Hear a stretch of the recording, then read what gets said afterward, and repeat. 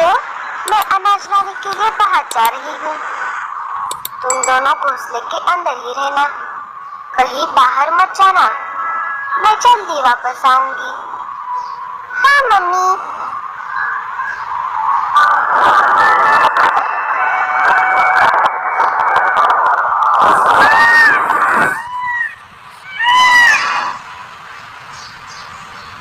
थोड़ी दूर आने पर लाडो को एक शिकारी चील शिकार की तलाश में घूमता हुआ दिखाई देता है। अरे बाप रे, ये तो मेरी ही तरफ आ रहा है। मुझे कहीं पर छुपना होगा। लाडो पास वाले एक बड़े से पेड़ के पत्ते के पीछे छुप जाती है।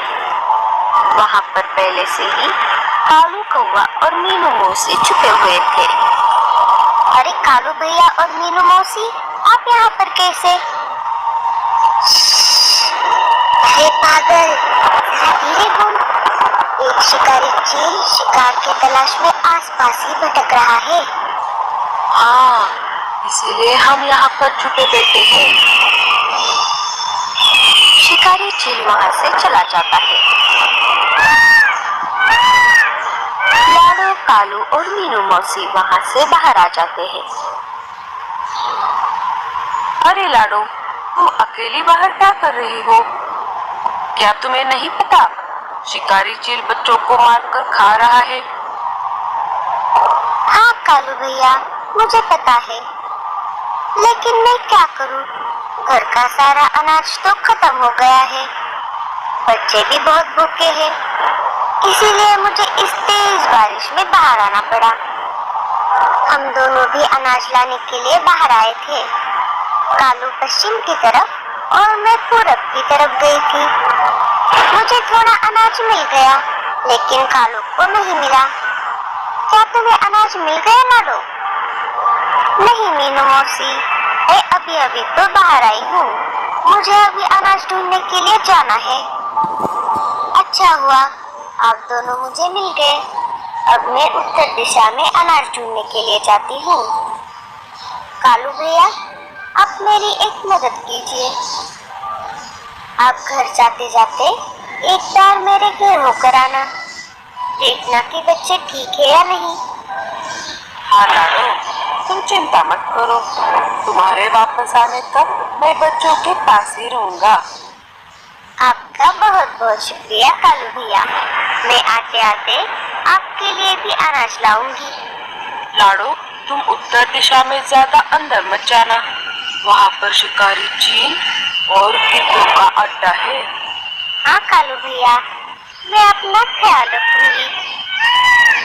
तीनों अपने अपने रास्ते चले जाते हैं। लाडो अनाज की खोज में बहुत अंदर तक आ गई थी। उसे पता ही नहीं चला कि वो शिकारी चीलों के इलाके में आ गई है। थोड़ा और आगे आने पर वही चील लाडो का रास्ता रोक लेता है। आखिरकार मुझे शिकार मिल ही गया, छोटा ही सही। मेरे पेट की आग थोड़ी तो शांत होगी।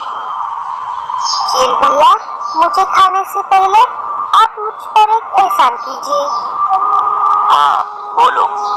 मैं अनाज की खोज में मेरे बच्चों को अकेले घर पर छोड़कर आई हूँ। वो बहुत भूखे हैं। एक बार ये अनाज मुझे मेरे बच्चों को खिलाने दीजिए। मैं वादा करती हूँ, मैं वापस जरूर आऊंगी। आप मुझे पहाड़ी पर मेरा इंतजार करना, मैं जाकर आती हूँ। चील को लाडो पर दया आ जाती है। चील लाडो की बातों में आ जाता है। अच्छा ठीक है, बच्चों के खातिर मैं तुम्हें जाने दे रहा हूँ, लेकिन याद रखना, अगर तुम वापस नहीं आई तो मैं तुम्हें कैसे भी करके ढूंढ लूंगा और तुम्हारे साथ साथ तुम्हारे बच्चों को भी खा जाऊंगा। मैं जरूर वापस आऊंगी। थोड़ा अनाज अपने साथ लेकर लाडो अपने घर की तरफ निकल पड़ती है। थोड़ी दूर आने पर एक शिकारी की लाडो का रास्ता रोक लेता है। लगता है इस इलाके में तुम गलती से आ गई हो। कोई बात नहीं, अच्छा हुआ आज मेरे मालिक को बहुत दिनों बाद एक चिड़िया खाने को मिलेगी। अरे, आपने थोड़ी देर कर दी। अगर थोड़ी देर पहले आप मुझे पकड़ लेते तो मैं आपके मालिक को मुझे खाने देती।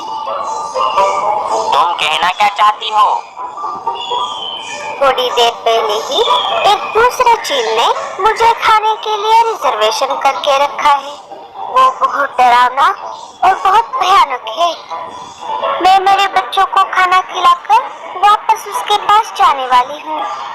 वो मेरा ऊंची पहाड़ी पर इंतजार कर रहा है। मेरे मालिक से ज्यादा डरावना और ताकतवर शिकारी और कोई नहीं हो सकता। अगर ऐसा है तो अपने मालिक से जाकर कह दो, पहले जाकर उस चील के साथ दो हाथ करे। उसे हराने के बाद वो मुझे खा सकते हैं। मैं अभी मेरे मालिक को ये बात पता कराता हूँ। लाडो गिद्ध को भी अपने बातों में फंसा लेती है।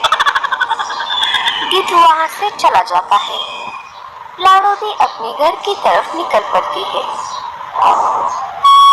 कालू अपने घर आ गया था और लाडो के बच्चों की तरफ जाने ही वाला था कि तभी कहाँ जा रही है सवारी?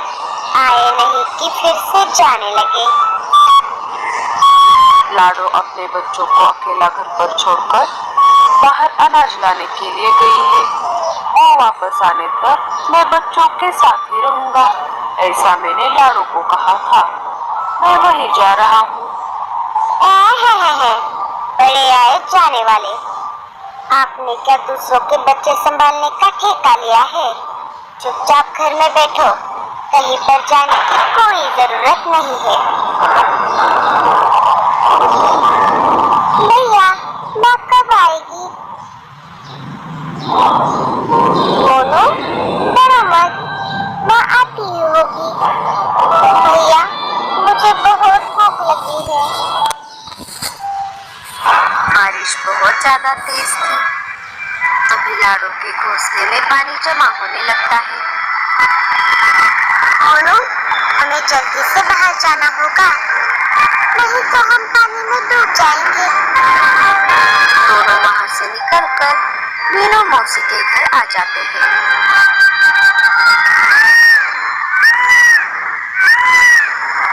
मीनू मौसी उन्हें खाना खिला देती है। गिद्ध अपने मालिक के पास आ जाता है और उन्हें दूसरे चील के बारे में बता देता है। अच्छा, तो ऐसी बात है। चलो उस चील को समझा कर आते हैं।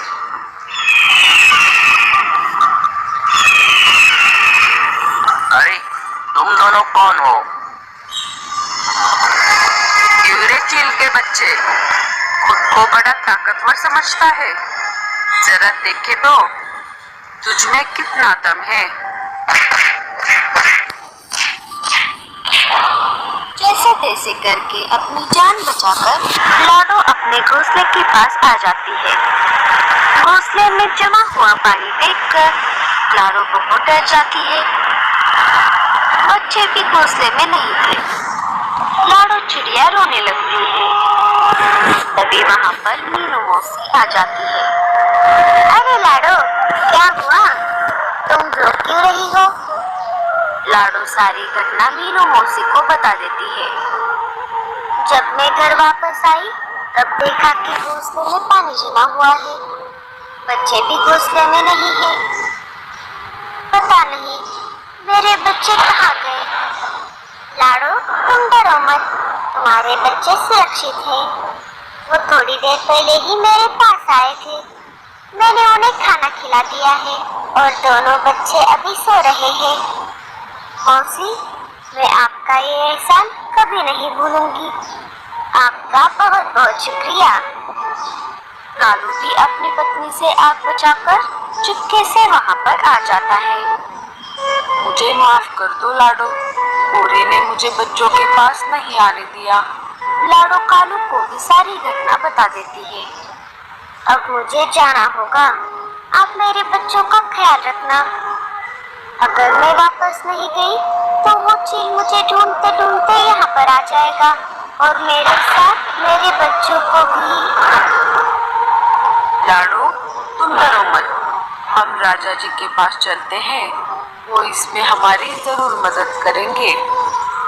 तीनों वहां से निकलकर राजा जी के पास चले आते हैं। लाडो, तुम चिंता मत करो, हम सब तुम्हारे साथ हैं। चलो, मैं और सिपाही तुम्हारे साथ चलते हैं और उन बदमाश चीलों को सबक सिखाते हैं। सारे वहां से निकलकर ऊंची पहाड़ी पर पहुंच जाते हैं और देखते हैं तो क्या, दोनों चील और गिद्ध आपस में झगड़ा करके जख्मी होकर जमीन पर पड़े हुए थे। अरे वाह, लगता है इन्होंने आपस में ही झगड़ा कर लिया। लाडो, इस होशियारी का सारा क्रेडिट मैं तुमको देता हूँ। तुमने अपनी होशियारी से इनको आपस में ही लड़वा दिया। सब